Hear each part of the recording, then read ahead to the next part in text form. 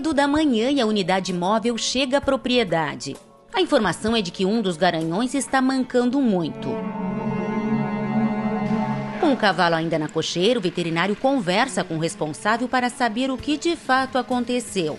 O criador ou proprietário tem que passar os dados corretos, os dados fidedignos, assim, que realmente aconteceu aquilo, para facilitar o trabalho dos dois, né? O garanhão sai com muita dificuldade da cocheira, mal encosta a mão esquerda no chão. Pelo jeito, o problema é sério e pode ter mais de uma causa. Na conversa anterior com os responsáveis pelo animal, Carlos ficou sabendo que o garanhão já tinha um problema anterior no casco, mas não claudicava.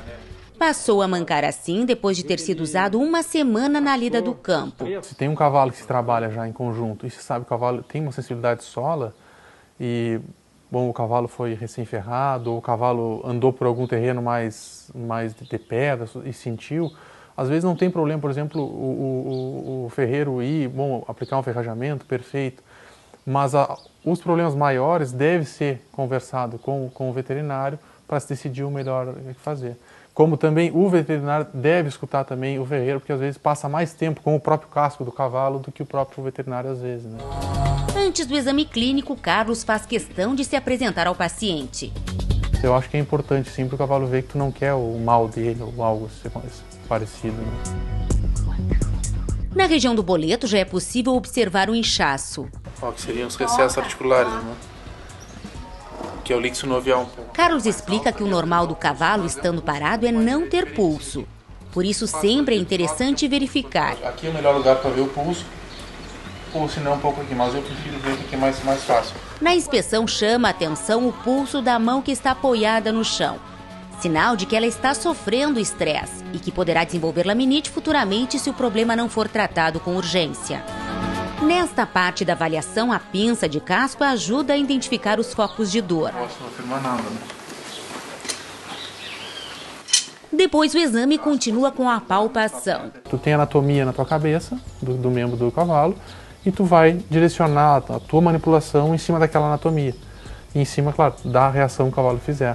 Às vezes o cavalo, antes de tu, por exemplo, tá palpando, o cavalo tá tirando a mão, tu não vai considerar isso como um fator de dor. Depois do exame clínico, o médico já tem algumas suspeitas, mas prefere dar o diagnóstico somente depois de colher mais dados.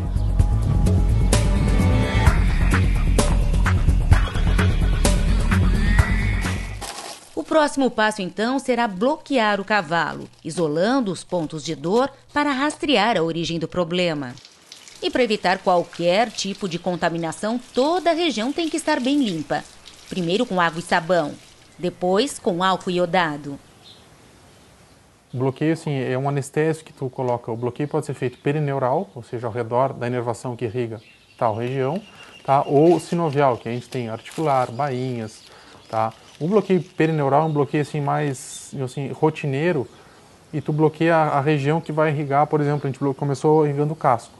Se o cavalo para de sentir, a gente sabe que a dor está ali, porque o cavalo não vai dizer para nós, ó, doutor, estou sentindo o casco, então tu tem que usar um artifício para tu identificar a dor dele. Os bloqueios articulares, de bainhas, são bloqueios mais delicados, porque sempre tu faz um procedimento com agulha, tu tem o risco de algumas sepsis, ou seja, uma bactéria infestar no local, por isso que a sepsia tem que ser bem feita antes, tudo, mas o bloqueio articulares e de bainha a gente vai deixando como a segunda opção. 7 minutos é o tempo para o medicamento fazer efeito. A partir daí, o cavalo deve ser movimentado, a fim de que se possa avaliar o quanto a claudicação diminuiu ou não. Tu tem várias vezes mais de um foco de dor. E às vezes até para tu priorizar, realmente, ó, o cavalo sente isso aqui. Porque às vezes tu fica tratando uma coisa e de repente ali é uma pontinha do todo. Então tu tem o bloqueio e te direciona muito. Ó, o cavalo, a principal lesão dele é essa aqui. O resto pode ser secundário. Os bloqueios necessários são feitos, mas a claudicação do garanhão reduz apenas 40%. Passamos à fase dos exames complementares. Rotineiramente a gente usa a radiologia e a ultrassonografia. Bom, alguns casos, né, se tem hoje já no Brasil disponível uma ressonância magnética, por exemplo. Mas de rotina, assim, no campo, usa o raio-x e o ultrassom, né? O raio-x para lesões de tecido duro, indicando muitas vezes tecido mole, e o ultrassom para tecidos moles e também tecidos duros mais sutis, assim. A grande vantagem desse tipo de atendimento com unidade móvel é a facilidade para fazer os exames. Facilita muito para a gente e acho que grande parte para o proprietário, né? Porque é diferente, por exemplo, de um pet, que tu coloca ele, né, no carro e tu leva. O cavalo já tem um reboque, um caminhão, né? Tem um trânsito já, tipo uma papelada de trânsito já mais complicado.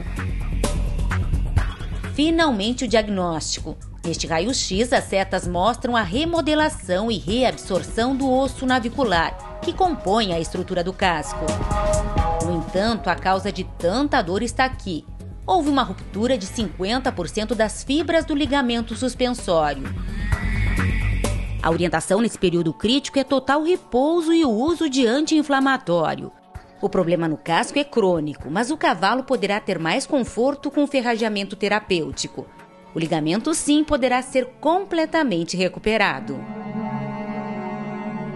Hoje a gente sabe que a veterinária apresenta várias formas de tratamento, seja a célula-tronco ou a própria fisioterapia.